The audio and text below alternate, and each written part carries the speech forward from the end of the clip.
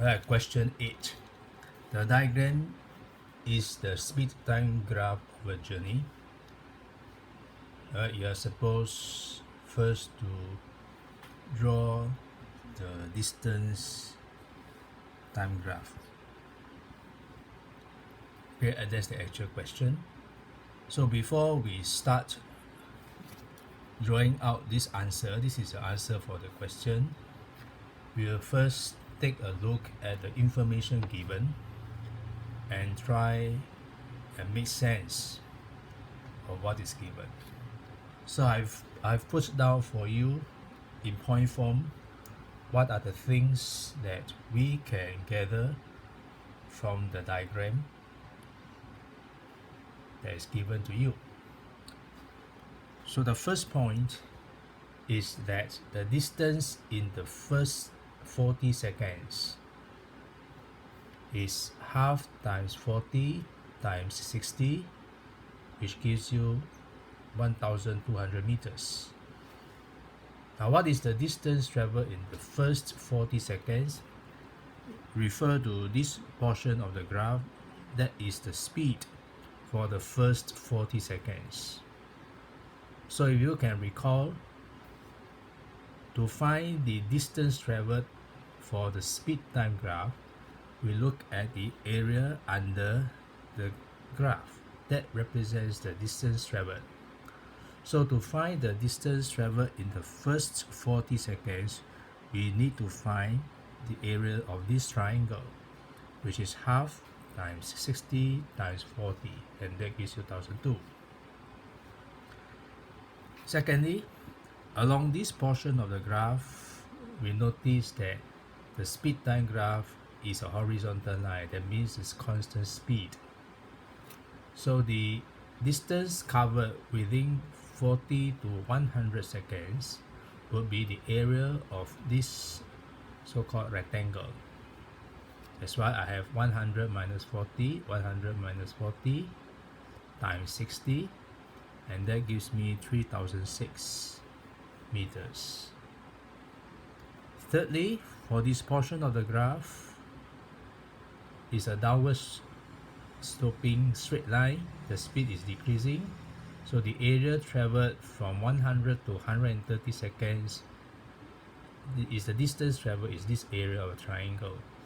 So the distance in the last 30 seconds will be half times 30 times 60, that gives you 900. So that is the information that we can gather from the given speed time graph. So now we'll go on to how do I draw the distance time graph, this one.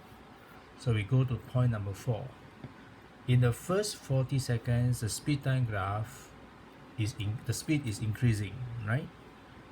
Which means that the distance time graph will be a curve in this shape, this upward sloping graph, and the shape is like that because the gradient is increasing, because the gradient of the distance time graph represents the speed.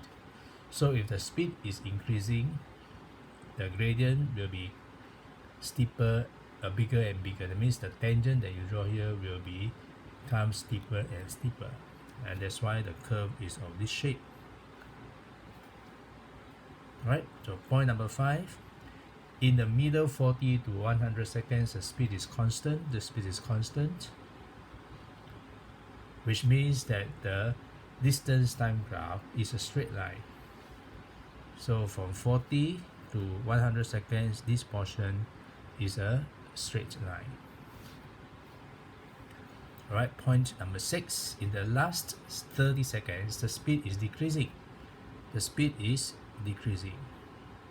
Since the numbers go down, right? The speed is decreasing, and so the distance time graph is a curve, and the curve is of this shape. Why is that so? Because the speed is decreasing, so the graph becomes less and less steep, something like that. So if you measure the gradient of the graph by the tangent, this is how the tangent will look like as you move from 100 seconds to 130 seconds, and so the graph will be of this form. So understanding all these 6 points, we can complete the distance time graph. This is a curve, this is a straight line, this is a curve. And take note of the distance traveled, because in the first 40 seconds, you travel 1002 meters. So 1200 meters. So this distance is 1200. Right? Take note. Then from 40 to 100, your distance travel is 3600. So 1200 plus 3600, you get 4800, and that's where you got this number. So this number is 1200 plus 3600. That's why you have 4800. So this question, these figures are given for you. If it's not given, then you have to calculate and put in yourself. Alright, now you take a look at point number 7, which is very critical. The value here should be 5700, meaning this point is not exactly 6000, but it's 5700. Why 5770? Why 5700? Because you have 4800, the distance traveled in the first 100 seconds, plus the distance traveled in the last 30 seconds, which is 900. So you plus 900, you get 5700 meters, and that's how you arrive at this figure, 5700. Right?